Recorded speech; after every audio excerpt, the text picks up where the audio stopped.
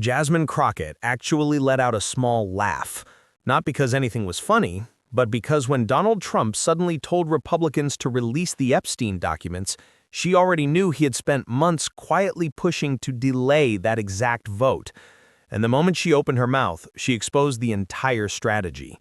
Make sure you hit that subscribe button because what you're about to see is how one congresswoman used Trump's own timeline to show he wasn't demanding openness at all. He was stalling. And the evidence she brought with her told a completely different story than the one he was promoting online. The briefing room where it happened was surprisingly small for something this serious. No reporters, no cameras, just a protected congressional space with heavy doors, soundproof walls, and a security level where phones and recording devices were prohibited. Crockett had been in secure briefings many times before. Intelligence updates, national security discussions, classified reviews, the kind of meetings where nothing is ever officially acknowledged outside. But this one wasn't like those. This wasn't intelligence officers presenting a report. This was a direct confrontation that had been building behind the scenes for weeks, and everyone present sensed the tension. The moment they sat down, across the table was Michael Davis, a senior advisor sent by Donald Trump himself to clarify the former president's stance on releasing the Epstein files. Davis looked like every high-level political consultant you've ever seen. Expensive suit, polished posture, the carefully managed confidence of someone used to defending difficult positions. Beside him were two attorneys from Trump's legal team, their presence alone signaling that this meeting wasn't routine. It was an attempt at damage control. Crockett entered the room with only one aide and a single folder. She didn't need a team of lawyers. She didn't need a scripted message. She just needed the timeline she had spent the last 3 weeks assembling. And she needed Davis to explain something that didn't make sense. How Trump had gone from quietly trying to stop an Epstein-related vote to loudly demanding the release of those same documents online.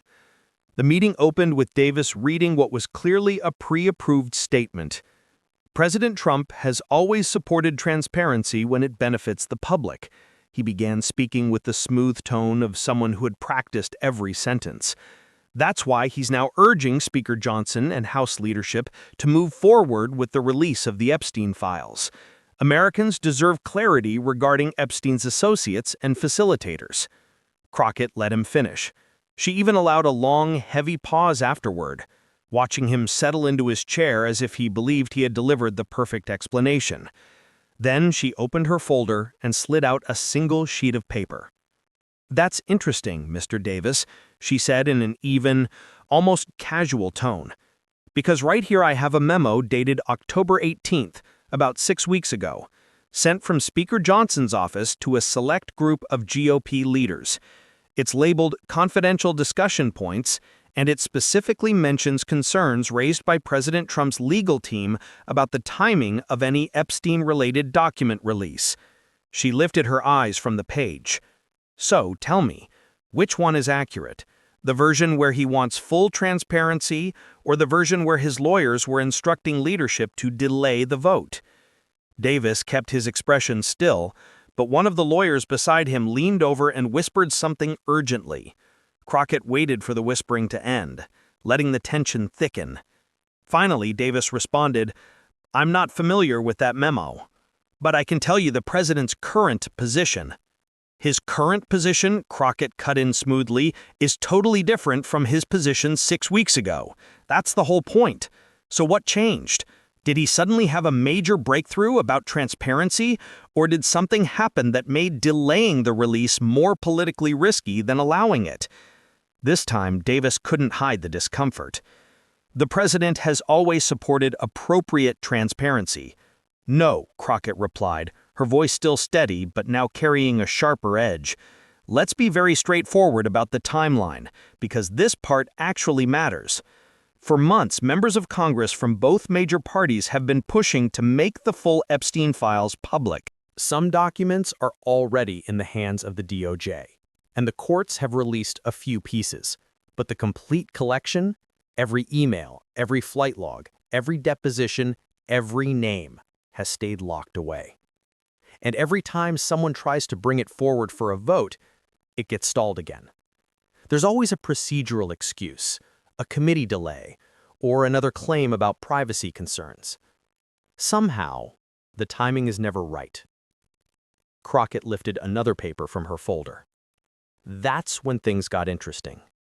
3 weeks ago, Representative Anna Paulina Luna submitted a privileged resolution that would force an immediate floor vote on releasing the entire file.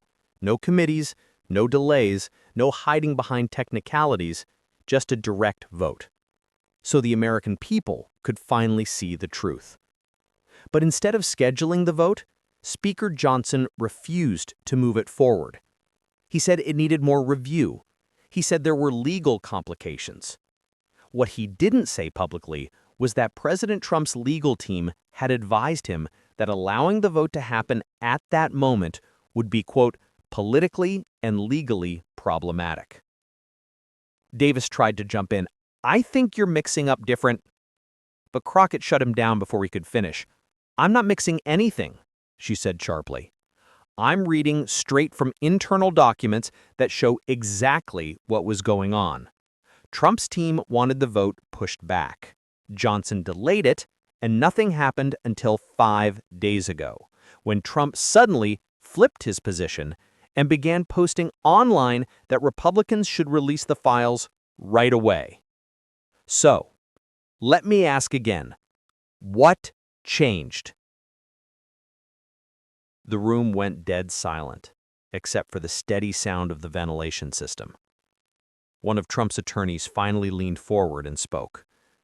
Congresswoman, the president's social media posts speak for themselves. If you're implying there was some organized effort to block transparency, that's simply incorrect. Crockett gave a slow, knowing smile, and it wasn't a warm one. Here's my take, she said.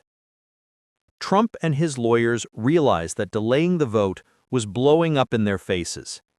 Every stall made him look more suspicious. Every excuse made people wonder what he was trying to bury. So someone on his team, maybe you, Mr. Davis, came up with a clever plan. Flip the narrative. Instead of blocking the release quietly, pretend to demand it loudly. Make it seem like he's leading the charge for openness. She pulled out another document, and Davis's face lost all color. This is a letter from Trump's attorneys to the DOJ dated just 1 week ago, she continued. It asks the department to launch new investigations into Epstein's network of accomplices. Sounds responsible, right? Except here's the catch. Once new investigations begin, every document tied to them becomes protected under active investigation rules.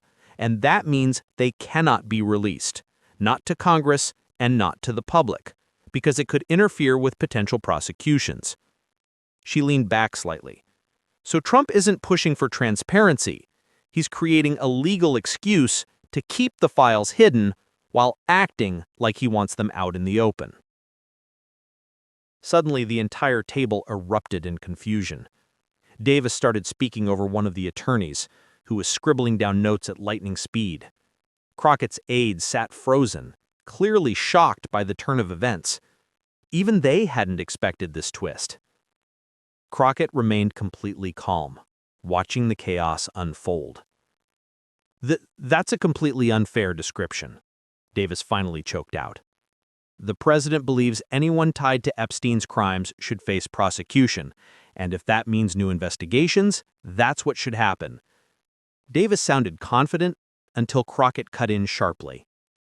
If he truly cared about prosecuting Epstein's accomplices, why didn't he push for those investigations when he was president? Her tone was sharper now, the practiced edge of an attorney taking over. He had 4 full years, Mr. Davis. 4 years with complete authority over the Department of Justice. He could have launched any investigation he wanted, but he didn't. Epstein died in federal custody during Trump's administration, and there was no push for wider investigations, no demands for full document releases, no public call for the truth. She leaned in slightly. But now that he's out of office, and people are questioning his connection to Epstein, suddenly he wants to act like a champion of justice. Do you see how that looks? Davis tried a new angle.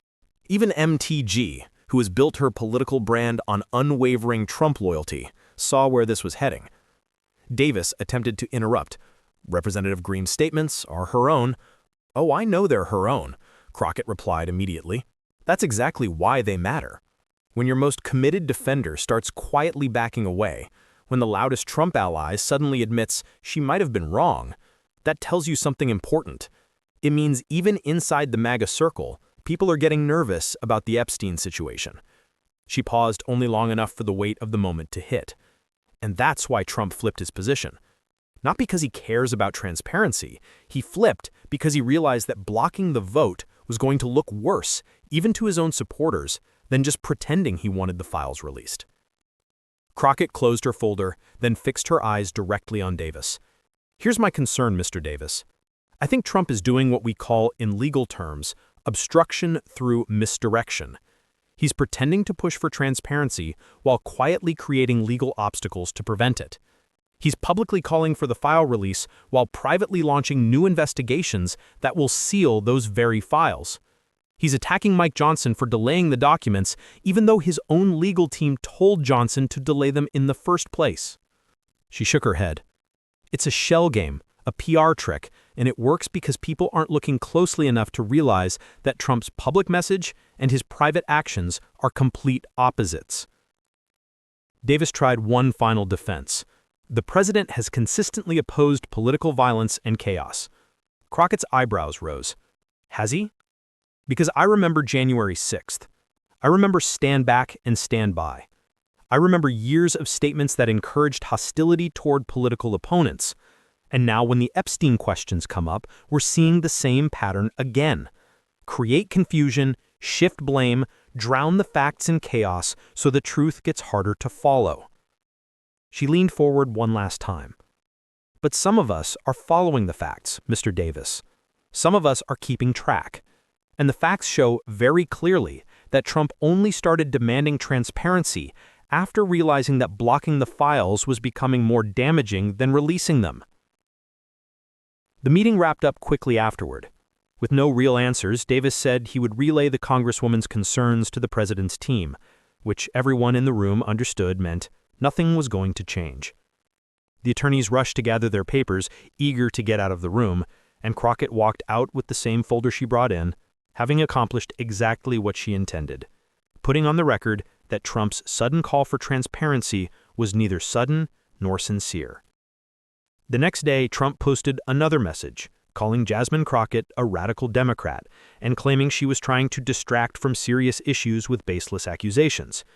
His statement was predictable, offered nothing new, and didn't address any of the contradictions Crockett had pointed out.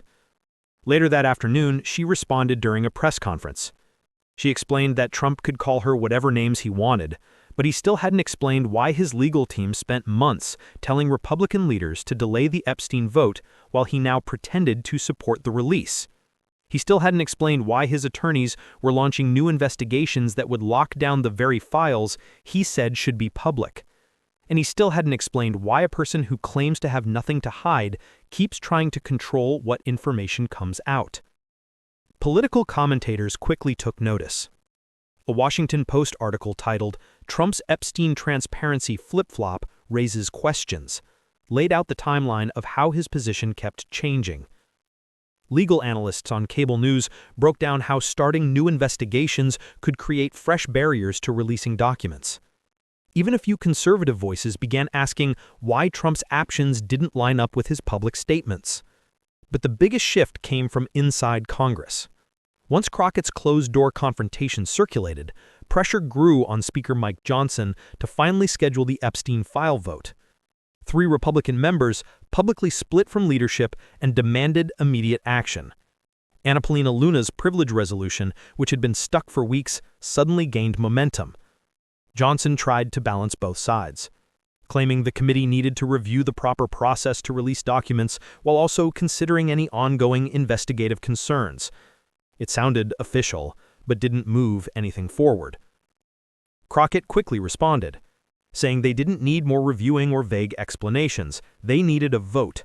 And every day Johnson delayed proved Trump's calls for transparency were nothing more than a bluff that she had exposed. The situation is still developing. The full Epstein files remain unreleased. Trump continues posting about transparency while his lawyers continue pushing actions that limit transparency. Johnson continues to delay the vote, and Crockett continues pointing out the gap between political statements and political behavior. During a town hall back in her Dallas district, someone asked her why she kept pressing the issue instead of letting it fade away. Her answer summed up why the fight mattered. In a democracy, powerful people cannot decide which truths the public is allowed to know. They cannot create new investigations to hide documents while pretending they want openness. They cannot work behind the scenes to block votes while publicly demanding the same votes. When they try, someone has to speak up. Today, that person is her. Tomorrow, it could be someone else. But the principle stays the same. Sunlight exposes the truth, and the ones fighting hardest against sunlight are usually the ones with the most to hide. The president's relationship with Jeffrey Epstein was nothing more than a distant social acquaintance from decades ago. He said that repeatedly. Crockett didn't hesitate. And he's been sued twice in cases linked to Epstein, she replied instantly. Both cases were dropped or settled, but they existed. There are public photos of them together at several events. There are quotes of Trump calling Epstein a terrific guy. There are flight logs, guest lists, and plenty of documented interactions. She gestured with her hand. Now, maybe all of that is harmless. Maybe Trump had no idea what Epstein was doing. But if that's the case, if he's so confident he's innocent, then why spend months trying to stop Congress from voting to release the files that would clear him? She leaned forward, her voice firm. Here's what innocent people do, Mr. Davis. They welcome transparency. They say, release everything. Show people I had nothing to do with it. Innocent people don't send lawyers to pressure congressional leaders to delay votes. They don't create new investigations that conveniently seal documents. They don't switch from blocking releases to demanding releases depending on which approach looks better for them politically. One of Trump's attorneys tried to regain control. Congresswoman, with respect, you're making a lot of assumptions. I'm stating conclusions based on documented evidence, Crockett fired back. And here's something else the evidence shows. Mike Johnson has been dodging the Epstein vote for weeks. Every time he's asked about it, he sidesteps. Every time pressure builds, he finds a procedural excuse. And now I understand why. Because Trump told him to hold it back. She opened her phone, a clear break from the room's security rules, but no one dared stop her, and read directly from Trump's recent post. Republicans should immediately release the Epstein files. The American people deserve transparency about everyone involved with this monster. That's what he posted 3 days ago, she said. But 6 weeks ago, his lawyers were telling congressional leadership that releasing these files would be a problem. So which Trump are we supposed to believe? The version online, demanding transparency, or the version behind closed doors, working to keep everything hidden? Davis looked rattled now. The president's position has evolved as more information has come out.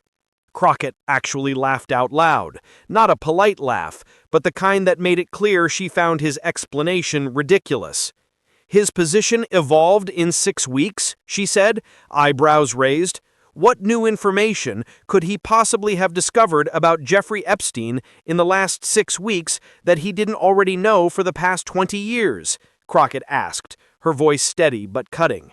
Mr. Davis, do you hear how unbelievable this sounds?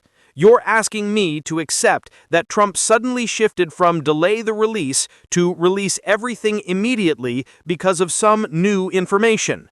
What information? That people were finally starting to question why he was blocking it? The meeting was coming apart. One of Trump's attorneys was now on his phone, also a direct violation of the room's rules, clearly trying to get instructions from someone outside. Davis was scrambling through half-warmed explanations, none of which answered Crockett's actual questions. And Crockett wasn't backing off. She was just getting warmed up. "Let's talk about Marjorie Taylor Greene," she continued, switching focus without losing momentum because her recent behavior makes all of this even more interesting. Crockett kept going. "MTG has spent years being Trump's most loyal defender, attacking anyone who criticized him, amplifying every conspiracy theory, doing everything she could to protect him.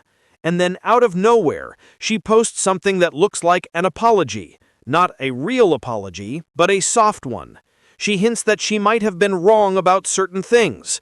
She says the MAGA movement might need some soul-searching." Crockett leaned back slightly. "And here's what I think happened. I think she saw the Epstein file information. I think she realized that defending Trump on this issue could backfire and tie her to something she doesn't want to be tied to. And she decided it was time to step back just enough to protect herself.